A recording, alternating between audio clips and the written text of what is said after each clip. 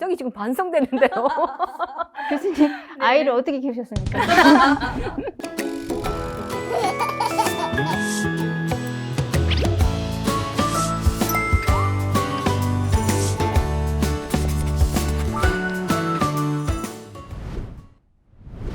많은 가정에 희망의 메시지를 전하고 아이가 행복한 익산 씨를 꿈꾸며. 안녕하십니까? 원광보건대학교 유아교과 교수 황지혜입니다. 두 분 교수님들과 함께 하도록 하겠습니다. 안녕하십니까. 교수님들의 최근 근황 이야기 좀 들어볼 수 있을까요? 어떻게 보내셨나요? 저 요즘 날씨가 너무 좋아서요. 여행 가고 싶지 않으세요? 가고 싶죠. 저는요, 주말에 남편과 함께 캠핑장에 다녀왔어요. 부럽네요. 네, 남편과 함께 있으니 스트레스가 풀릴 줄 알았거든요. 네. 쌓이더라고요. 이해합니다. 다음에 네, 같이 교수님들과 함께 가고 싶은데 어떠신가요? 너무 좋습니다. 좋죠. 교수님 어떻게 지내시나요, 요즘에? 교수님은 가족과 함께였지만 저는 직원들과 함께 열심히 출장을 다녔습니다. 너무 바쁜 와중에 출장 다니면서 들녘을 보니까 가을 단풍도 볼 수 있었고요. 신기하게도 지역마다 단풍의 색깔이 다르더라고요. 네, 그러한 바쁘지만 바쁜 일상 속에서 차 안에서 자연을 한번 느껴보았습니다. 우리 오은정 교수님 말씀 듣다 보니까 좀 슬펐어요. 어떤 점이 저는 있었나요? 지금 머릿속 상상해 보니까 가을이 온 단풍잎과 은행잎을 볼 기회가 없어가지고 올해는 제가 그런 감수성이 확 떨어졌구나 하고 슬픈 생각이 들었습니다. 우리 같이 한번 가기로 한 걸 추진해야 될 것 같습니다. 제가 추진하겠습니다. 네, 추진 바랍니다. 네. 오늘은 부모님께서 사연을 보내주셨습니다. 사연이 도착했습니다. 오늘은 송순옥 교수님께서 한번 읽어주시도록 하겠습니다. 네, 그 사연 제가 읽어드리도록 하겠습니다. 우리 아이는 말귀는 알아듣는데 말을 잘하지 못해요. 라는 사연입니다. 안녕하세요. 익산시 모현동에 사는 나연이 엄마입니다. 나연이는 만 4세입니다. 요즘 나연이 때문에 걱정이 됩니다. 나연이는 상대방의 말은 이해하는 것 같은데 정작 본인의 의사 표현을 정확히 하지 못합니다. 아이의 표현은 늘 애매합니다. 엄마만이 알아들을 수 있는 표정과 외계어, 손짓, 발짓 등으로 아슬아슬한 의사소통을 하고 있지만 솔직히 그마저도 못 알아들으면서 알아듣는 척 할 때가 많습니다. 말로 자신의 이야기를 표현하기 힘든 나연이, 자신의 의사를 표현하지 못하니 나연이 속은 오죽이나 답답할까 하는 생각도 들지만 부모로서 어떤 방법으로 도움을 줘야 할지 몰라 답답한 마음에 교수님들께 사연 보냅니다. 네, 말은 알아듣는데 말을 잘하지 못하는 나연이의 사연을 들어봤는데요. 아이가 남들보다 더딘 발달을 보이거나 하면 부모님들은 굉장히 답답해하고 그런 것들이 또 오만 가지 생각을 만들기도 해서 불안을 주기도 합니다. 특히나 말이 늦된 아이들의 경우에는 발달이 늦어진 건 아닌지 걱정이 많아지고요. 말을 잘하지 못하는 아이와 대화를 나눠야 하는 엄마의 고충도 만만치 않습니다. 사연을 들어보니 나연이가 말을 잘하지 못하는 문제 때문에 부모님은 걱정이 되고 마음도 참 답답하실 것 같은데요. 교수님도 혹시 주변에 언어 발달 지연 때문에 고민이 있는 아이를 경험한 적 있으신가요? 제 아이 경우입니다. 제 아이가 6세 때 갑자기 말을 더듬기 시작했어요. 말을 할 때마다 그러니까 어제 엄마가 이런 식으로 말을 자꾸 반복하는 겁니다. 왜 그러지? 하는 생각과 함께 아이를 지켜보니 유치원에서 친구의 말을 따라하면서 습관이 돼버린 경우더라고요. 왜 말을 더듬니? 라고 자꾸 다그치면 그 순간 아이는 나는 말을 잘 못해 라고 생각하면서 스트레스를 받을 것 같아서 그 아이의 말더듬 행동을 고쳐주기에 노력하기보다는 매일매일 책을 다적 장씩 소리내서 읽어보도록 했습니다. 이렇게 노력한 결과 아이의 말더듬는 습관은 조금씩 나아졌습니다. 와우, 우리 교수님 진짜 대단한 엄마이신 것 같아요. 매일매일 책을 5장씩 이렇게 같이 읽었다는 이야기를 듣고 약간 저는 또 부모로서 반성을 하게 됩니다. 저 같았으면 너 왜 이렇게 말을 못해? 말을 똑바로 해야지라고 야단을 쳤을 것 같아요. 방금 우리 교수님 말씀하신 것처럼 그런 방법을 통해서 말 더듬이 습관을 고칠 수 있을 것 같습니다. 제 주변에 선택적 한목증에 걸린 아동이 있어서 잠깐 소개해 드리고자 합니다. 초등학교 1학년 친구였어요. 이 아이는 집에서는 말을 곧잘 하는 거죠. 그런데 문제는 학교에 가서 단 한마디도 하지 않는다고 합니다. 엄마도 처음에는 몰랐는데 선생님에게 연락이 온 거예요. 땡땡이가 왜 말을 안 해요? 아니요, 집에서는 말을 잘하는데요. 학교에서는 전혀 말을 하지 않습니다. 정말 엄마가 많이 답답했을 것 같죠. 교실에 들어가면 쭈뻑거리고 아이들과 선생님과는 눈 마주침이나 말을 아예 하지 않고 혼자 앉아 있다고 해요. 아무래도 초등학교 1학년 들어가서 이 문제가 발생했다고 하니 내성적인 성격을 가졌다고 합니다. 이 친구는. 그래서 아마 더 불안함을 많이 느낀 것 같지 않나라는 생각이 들었어요. 그래서 제가 이렇게 이야기를 했습니다. 이제 제가 아는 언니여서요. 언니, 가정에서는 이렇게 한번 해결해 보면 어떨까요? 라고 하면서 제가 솔루션을 제공한 게 있는데요. 잠깐 이야기를 해도 될까요? 그럼요. 네네. 궁금합니다. 네. 가정에서 사회적 상황을 가장에서 말할 수 있도록 연습을 하도록 했습니다.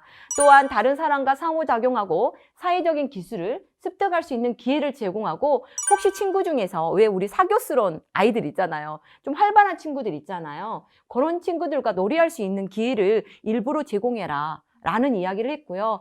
그 속에서 아동이 긴장감이 감소되고 편안함을 느끼면서 그렇게 편한 친구들과 놀이를 하니까 자기 표현을 하더래요. 더불어 친한 친구가 낯선 사람들 앞에서 자기 표현을 하는 것을 보고 이 친구도 낯선 사람들, 특히 오랜만에 만난 사람들 앞에서는 저렇게 이야기를 해야 되는 거구나, 이런 모델링의 방법을 봤더니 그 친구도 어느 순간부터는 조금씩 나아졌다고 하더라고요. 그래서 저는 이제 부모님들에게 말하고 싶은 것은, 우리 아이가 혹시 이런 불안함 때문에 선택적 한뭉증에 걸렸다면 걱정하지 말라는 얘기를 하고 싶어요. 대신에 마음을 좀 편하게 해주시고요. 아이가 편안한 마음 속에서 다른 사람들과 어울릴 수 있는 기회를 단계별로 차츰차츰 이렇게 이뤄나갈 수 있으면 얼마든지 선택적 한문증 고칠 수 있습니다. 저 같은 경우는 제 딸이 어린이집 다닐 때까지 말을 안 했어요. 그래서 저는 사실 좀 언어 치료를 받아야 되나라고 생각을 했어요. 저는 임신 중에 강의로 태교를 해서 사실 마음속으로 제 아이는 언어 발달이 가장 빠르겠지라는 기대를 했는데, 막상 태어났는데 아이가 말을 안 해서 사실 고민이 이만저만이 아니었는데요. 사실 지금 생각해보면 원인은 있었어요. 그러니까 저는 지금 일을 하고 맞벌이다 보니 저희 친정어머님께서 아이를 좀 돌봐주세요. 근데 친정어머님도 눈치가 빠르시고 좀 행동이 앞서시는 분이에요. 그러니까 눈치가 빠르다 보니까 아이가 예를 들어서 저기만 쳐다봐도 저의 그 물건을 갖다가 딱 앞에 내주시는 성격이시고, 저 또한 조금 그런 것들이 유치원 교사도 오래 했고 하다 보니까 그런 게 조금 익숙해서 제 아이한테 더 그러한 행동들이 빈번해서 말할 필요가 없었던 거예요. 특히나 첫 마디가 문장이었어요. 그러니까 보통은 엄마, 맘마, 이렇게 시작하잖아요. 제 딸은 맘마 주세요. 진짜 싫어합니다. 그래가지고, 그러니까 또 어른들이 또 말을 좀 잘하고 많이 하고 빠르고 이러다 보니까 나도 저런 언어를 써야지라는 완벽주의 성향 때문에 배지를 못한 그런 케이스였어서, 그 아이의 다양한 원인들이 있겠지만 이 아이의 원인이 무엇인지를 좀 잘 들여다보는 게 또 부모님들의 입장에서는 더 중요하지 않을까라는 생각이 들고요. 주변에 생각보다 이러한 많은 고민들이 일어나고 있습니다. 그래서 언어 발달 지원 때문에 고민이 많으신 분들이 많으신데요. 언어 발달 지원은 다양한 원인이 있습니다. 그럼 그 언어 발달 지원에 대한 궁금한 점을 하나씩 풀어가 보도록 하겠습니다. 그렇다면 나연이의 그 언어 발달 지원의 원인은 무엇이 있다고 생각이 들으십니까? 네, 첫 번째는 유전적, 선천적 원인이 있겠고요. 이제 두 번째는 신체상의 문제입니다. 그럼 우리 아이가 청각장애가 있는지, 또는 자폐 스펙트럼 장애가 있는지, 인지기능 장애가 있는지, 말 운동 장애가 있는지 살펴봐야 되겠고요. 세 번째는 부모의 언어 발달 측면에서 유전적인 영향력 등이 있습니다. 부모나 가족 중 한 명이 어렸을 적 언어 발달이 좀 늦었다면 비슷하게 자녀에게도 유전적인 영향이 있을 수 있습니다. 네, 방금 교수님께서 유전적, 선천적 원인에 대해서 이야기를 해주셨는데요. 이번에는 우리 황재현 교수님께서. 네네. 저는 과도한 그 영상 매체 노출로 인해서 타인과의 상호작용 부족이 원인이 될 수도 있다고 생각 들어지는데요. 이 과도한 영상 매체 노출로 인해서 사람끼리 주고받아야 되는 상호작용이라는 게 있는데, 근래에는 그런 것들이 너무 감소되어서 아이들에게 언어 발달 지원을 영향을 주는 것들이 많아지는 것 같습니다. 또 하나는 부모의 과도한 과보호적인 그 양육 태도로 인해서 표현기에, 아까 말했던 저의 부분이죠. 표현기의 부족을 준 것이 또 아이들의 언어 발달 지연의 원인이기도 한데요. 이러한 과보호적 양육 태도를 가진 부모님은 아이와 있을 때 아이가 먼저 요청하기 전에 부모님, 제가 미리 말하거나 행동으로 해주신다면 그런 연습의 부족으로 인해서 발달이 늦어지는 경우들도 있습니다. 교수님 말씀하신 대로 요즘에 좀 다양한 매체가 발달했잖아요.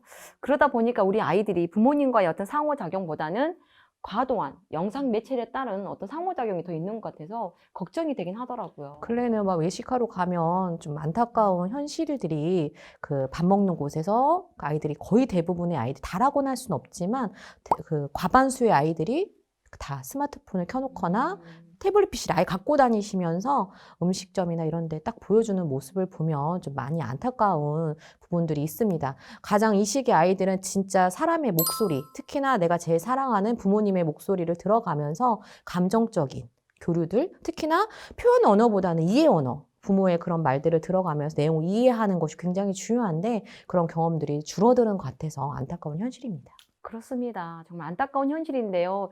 자, 이번에는 제가 한번 말해보도록 하겠습니다. 지금 우리 코로나가 굉장히 장기화되고 있는데요. 벌써 3년째 이어지고 있습니다. 코로나로 인한 마스크 착용 때문에 우리 아이들에게는 어떤 상황이 나타나고 있을까요? 한번 좀 생각을 해봤으면 좋겠습니다. 그렇죠. 요즘에 아이들 현장에서 특히 유아교육 기관에서 원장님들이나 선생님들께서 가장 염려하는 부분이 언어 발달이에요. 마스크와 영향이 굉장히 밀접하게 있는데요. 특히 어린 시기는 아이들이 이 내용보다는 분위기를 살펴요. 그 사람의 눈빛이라든지 이런 제스처라든지 이런 비언어적인 것들을 많이 살피는데 이미 입모양을 가리고 표정을 볼 수 없기 때문에 그런 걸 인지하는 데 굉장히 어려움이 많이 발생을 하게 됩니다. 성인 저도 어렵더라고요. 제가 굉장히 그 청각이 발달된 줄 알았어요. 그래서 그 유치원 교사 생활할 때에도 선생님들이 못 알아듣는 말이 있으면 저한테 데리고 왔었어요.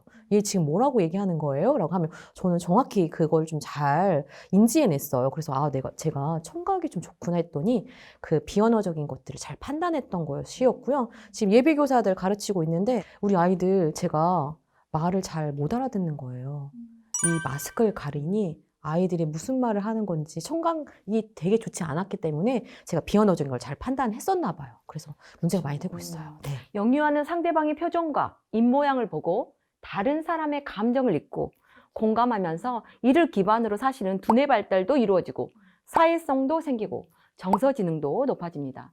그러나 코로나 시대의 아이들은 부모나 주변 사람들의 입모양이 제대로 보이지 않고 또한 우리도 마스크를 쓰면 말소리가 명확히 들리지 않거든요. 그래서 다시 한번 묻잖아요. 뭐라고요? 뭐라고 하셨는데요? 이런 것처럼 우리 아이들도 명확히 들리지 않아서 언어 발달 지연이 발생하는 것으로 보이는데요. 실제로 보도 기사에도 굉장히 많이 나오더라고요. 이러한 지금 코로나 시대 때문에 성인들에게 미치는 영향보다는 우리 영유아에게 미치는 영향이 훨씬 크다. 그래서 지금 현재 언어 발달 지연으로 된 친구들이 너무나 많고 심지어 치료를 많이 받고 있다. 이런 기사를 제가 많이 보게 되었습니다. 네. 지금까지 언어 발달 지연의 다양한 원인들을 말씀해 주셨는데요. 그렇다면 해결 방안도 있겠죠? 어떠한 해결 방안들이 있을까요? 자, 먼저 해결 방안 첫 번째는 사물의 이름을 말해줘라 라는 게 해결 방안입니다. 부모님의 인내심으로 개방형 질문을 던졌을 때 아이가 자신의 의도를 표현하기 위해서 라는 소리만 내더라도 그것에 대해서 반응해 주는 것이 좋습니다. 만약 아이가 운동화를 가리키면서 한다면 부모는 이걸 신고 싶구나. 그런데 이건 이름이 뭘까? 라고 하면서 아이와 지속적인 대화를 유도합니다. 아이가 또다시 라고 대답하면 그래, 이건 운동화야. 운동화. 정말 잘하는구나. 라고 이야기를 해주는 거죠. 사실 부모님들이 조금 여기서 놓치는 것들이 영어니까 의사소통이 안 되는 아이들이라고 많이 생각하지만 사실 영어 엄마들이 더 말씀 많이 해주셔야 돼요. 그래서 비언어적인 부분들과 지금 말씀해 주신 것처럼 그런 언어적인 것들을 이름과 여러 가지 것들을 얘기해 주시는 게 아이들의 언어 발달 자극을 시키는 데 굉장히 도움이 될 수 있습니다. 그렇죠. 그리고 또 부모에게 필요한 자세는요, 기다려주는 것입니다. 충분한 시간을 가지고 스스로 말할 수 있도록 기다려주고요. 말하길 재촉하거나 채근하지 않아야 합니다. 만약 상황 자체에 대한 스트레스가 따를 경우 또 다른 정서적인 문제로 이어질 수 있기 때문입니다. 교수님 말 들어보니 또 제가 지금 양육하고 있는 아이에 대해서 생각이 나는데요. 제가 조금 행동이 빠른 성향이고요. 저희 아이는 좀 행동이 느려요.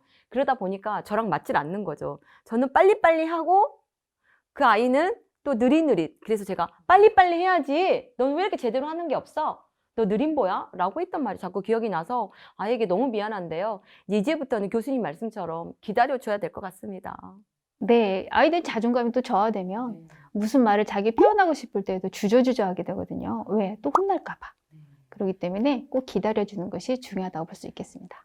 송순옥 교수님 말 중에 성격이 기질이 좀 다르다고 네, 했잖아요. 네. 그래서 부모님들도 기질을 좀 파악해 보는 게 좋아요. 본인의 기질과 내 아이의 기질을 파악해서 기질의 조합성이 있을 때 조금 부모들은 편하거든요. 근데 이해를 좀 하는 건 필요해요. 내 아이는 이런 기질이고 난 이런 기질이기 때문에 이러한 문제점이 좀 있을 수 있겠다라는 전제를 두시면 조금 트러블이 덜 생기기 때문에 그 기질에 대한 것을 먼저 인지하는 것도 굉장히 중요할 수 있겠습니다. 아주 중요한 말씀인데요. 네네. 네, 가족 치료에서요. 네. 항상 아이의 문제로 오시는 부모님들을 보면 항상 뭐라고 말씀하시냐면 안 맞아요. 아니요. 뭘까요? 우리 집에서는 우리 아이만 문제입니다. 기질 차이인데. 아니, 기질이 아니라 엄마는 자신을 아까 말씀하신 것처럼 네네. 파악하지 못하는 파악하지 거죠. 못하고.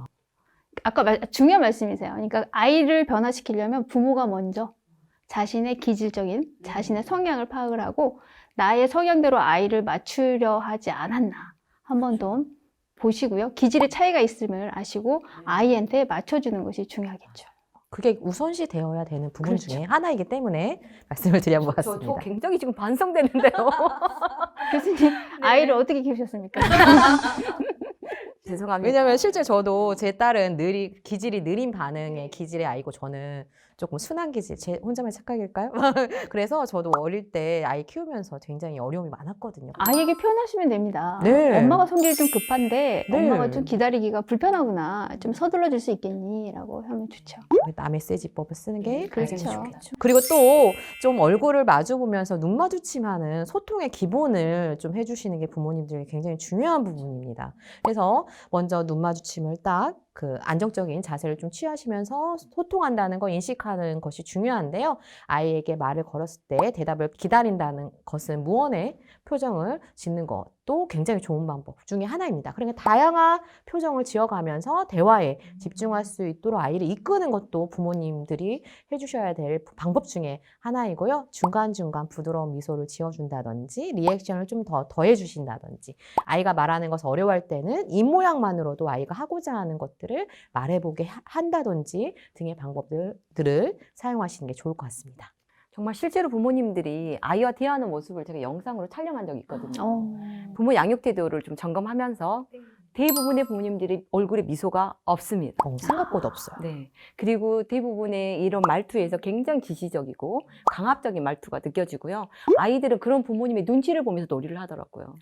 그래서 참 문제가 많구나. 방금 우리 황재 교수님 말씀하신 것처럼 미소를 짓는다거나 대화하는 도중에 또는 뭐 잉크를 한다거나 제스처를 보여준다거나 이런 건 너무 좋은 것 같습니다.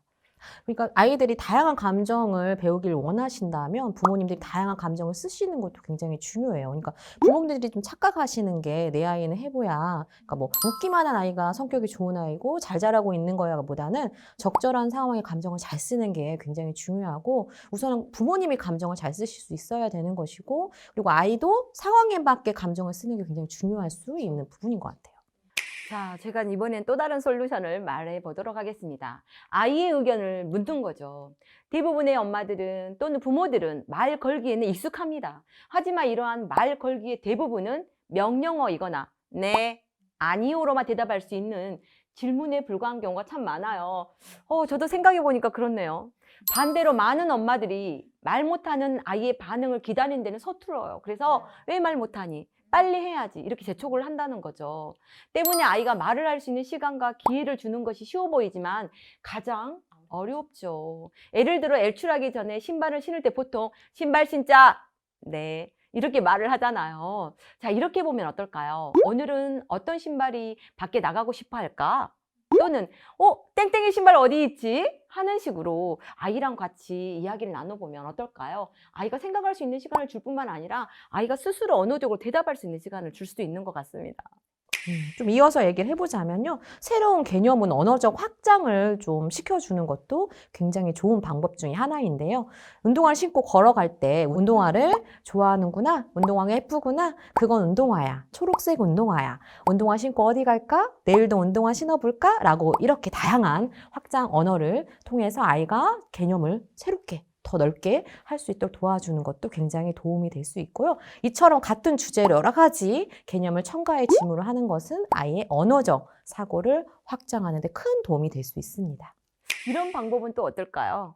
의도를 키울 수 있는 놀이를 하는 거죠. 예를 들어서 기차 레일을 연결시켜 놓고 기차는 엄마가 가지고 있어 봅니다. 그럼 아이가 기차를 막 찾으려고 두리번 거리겠죠? 그리고 엄마가 가지고 있는 기차를 발견하고 라고 말할 것입니다. 그때 엄마가 뭘 찾고 있니? 그래 이거? 그런데 이건 이름이 뭘까? 라고 하는 식으로 대화를 유도하는 거죠. 처음에는 하는 소리에도 기차를 건네주지만 다음에는 단어를 흉내내게 해보고 다음 단계에서는 기차에서 기자라도 소리를 낼 수 있도록 도움을 주는 거죠. 그런 다음에 단계별로 천천히 기차 또는 기차가 칙칙폭폭 이렇게 이어가도록 하는 것입니다. 또 다른 예로는 이제 숟가락 없이 아이스크림을 주는 거죠. 그러면 아이가 어떻게 이야기를 할까요? 숟가락 주세요. 맞아. 그쵸. 이렇게 언어적인 반응을 유도를 하는 거죠. 또는 신발 한 짝만 놓아준다거나 또는 아이가 좋아하는 놀잇감을 조금 위에다 올려놓는 거죠. 그러면 이렇게 하면 뭐라고? 땡땡아 다시 말을 표현해 볼래? 그러면 내려줘 이렇게 말을 하면 그래 이 놀잇감을 너는 지금 내려달라고 하는 거구나 라고 하면서 내려주면서 자연스럽게 언어의 반응을 우리 유아의 반응을 유도할 수 있을 것 같습니다. 그래서 꼭 필요한 물건을 얻기 위해 말이든 몸짓이든 자신의 의사를 표현할 수 있는 환경을 우리 부모님들이 만들어주는 것이 무척 중요할 것 같습니다. 3살 아동이 사과를 타가라고 말한다고 해서 전혀 이상한 것은 아니지만 6살 아동이 타가라고 하면 문제가 있는 것입니다. 그래서 보편적인 언어 발달을 보이는 아이는 보통 36개월이 되면 200개 이상의 언어적 표현이 가능하고요. 3개 이상의 단어를 사용해 문장을 구성할 수 있습니다. 만약 사용할 수 있는 단어가 몇 개 되지 않거나 다른 사람과 의사소통이 원활하지 않으면 언어 검사가 필요합니다. 하지만 두 단어를 연결해 사용하거나 자신의 의사를 간단하게 표현하고 언어적 발달 외에 특별한 이상 증상을 발견하지 못한다면 인내심을 가지고 조금 더 기다려 볼 수도 있습니다. 엄마 혼자 해결 방법을 찾기 힘들 때 또 치료기관의 도움을 받을 수도 있습니다. 우리 교수님 말씀처럼 정말 아이가 특별한 이상을 보이지 않는다면 좀 인내심을 가지고 기다려보는 건 어떨까요? 저 같은 경우에도 제가 이런 직업을 하고 있는 게 너무 신기한데요. 어릴 때 발음이 안 돼서 말을 하지 않았던 적이 있는 아이입니다. 그래서 친구들은 저희 친한 친구들만 제 목소리를 많이 들어봤지 많은 아이들은 제 목소리를 많이 듣지 못했어요. 제가 스스로 귀에 들릴 때 저의 이 발음의 문제 발음이 되지 않는 것이 정확히 들려서 저는 굉장히 괴로워서 말을 하지 않았던 학창 시절이 많기 때문에 심리적 요인도 많은 아이들이 있기 때문에 조금 부모님들이 그런 분위기를 형성해 주는 게 굉장히 중요할 수 있을 것 같습니다.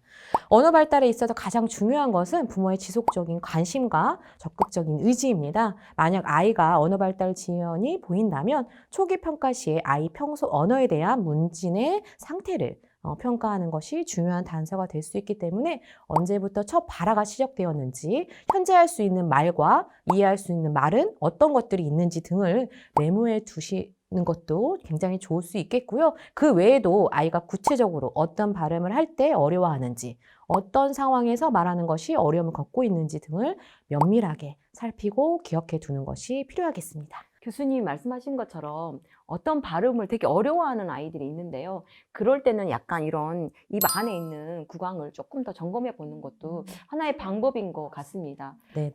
제가 아는 아이도 이렇게 다른 사람이 말하는 것을 잘 이해를 하는데 자신이 언어적으로 표현할 때는 굉장히 힘들어하는 경우가 있었고 말을 제대로 이렇게 나오지 않았어요. 발음이. 근데 알고 봤더니 여기에 있는 혀하고 그 밑에 맞아요. 그 부분이 이렇게 연결이 되어 있었던 붙어 있는 경우가 있어가지고 그 부분을 이제 수술을 했더니 조금 더 언어적인 부분이 좋아졌던 그런 경우가 있어서 우리 아이가 혹시 다른 사람의 말은 잘 이해하는데 본인 스스로가 무엇인가 발음하는 게 어렵다라고 한다면 이런 입 쪽에 있는 구강 쪽에 있는 것들을 조금 점검해 보는 것도 하나의 방법인 것 같습니다. 네.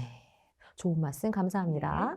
지금까지 말이 지연되는 아이에 대한 원인과 지도법에 대해서 살펴보았습니다. 오늘도 두 분 교수님과 함께 하였고요. 자리에 함께 해주셔서 감사합니다. 감사합니다. 간혹 아이가 성기를 만지는 것을 보고 부모님들은 대부분 불같이 화를 내죠. 그런데 그렇게 하시면 안 된다는 것을 이제 지금부터 우리 전문가 교수님들이 계속 이야기를 해 주실 건데요. 굉장히 놀라서 그날 밤에 악몽 아닌 악몽을 꿨던 기억이 나고 함께 드라마 보다가 뽀뽀하는 장면이라도 나오면 서로 당황해가지고 어쩔 줄을 몰라 했던 네. 대학교 때 혹시 대학교 때 폭발했습니다. 점점점. 네.